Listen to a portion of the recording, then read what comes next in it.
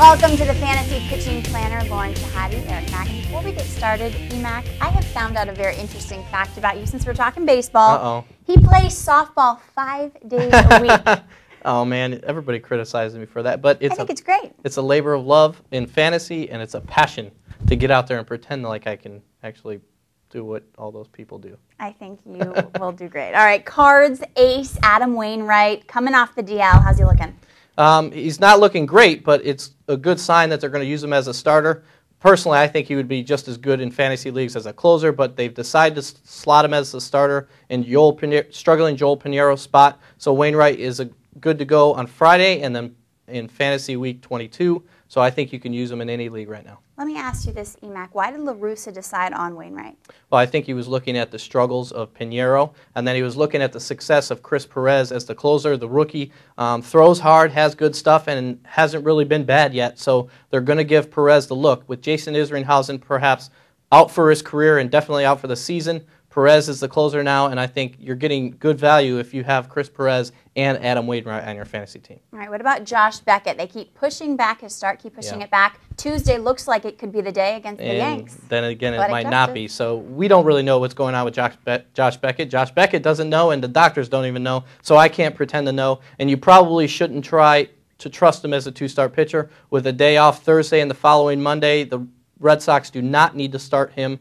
On Tuesday, they can move him back again, so this is a dangerous week to trust Josh Beckett, especially when you look at his matchups. All right, Francona said that he was just begging to pitch. You got to like that enthusiasm, though. Yep. Jake Peavy, actually, the Padres struggling, and Yep. Jake Peavy as well, lost 3 out of his last 4. Yeah, PV is a guy that you expected to be an ace and a stud down the stretch, but it's not going to happen. The Padres are not going to win a whole lot of games. They're not going to get him a whole lot of run support. He's going to pitch better than he did his last time out. He actually, despite his losing streak, wasn't pitching bad until his last start.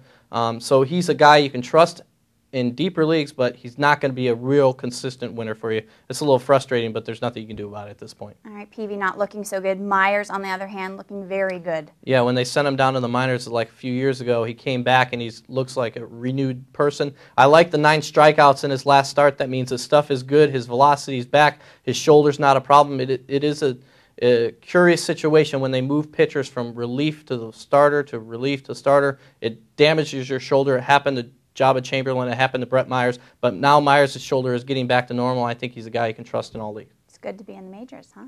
Yeah. I'm a little far behind with being a softball guy. That's all right. All right, we're talking 2-start pitchers on the other side, so stick around. Welcome back to the show. We're talking Pelfrey. Pelfrey doing well in a relatively stacked lineup. Yeah, when you're pitching for the Mets, you're not the ace because Johan Santana, Pedro Martinez, those guys are the aces. But Pelfrey's pitching like a young ace at 24. Outstanding young talent with a good fastball. He keeps the ball down. He doesn't give up a lot of homers. And he's got to trust in all leagues right now, especially in those matchups next week versus Houston and at Florida. You know, that Florida matchup is actually a contending team right there, but that's against Scott Olson. He's one of their struggling starters.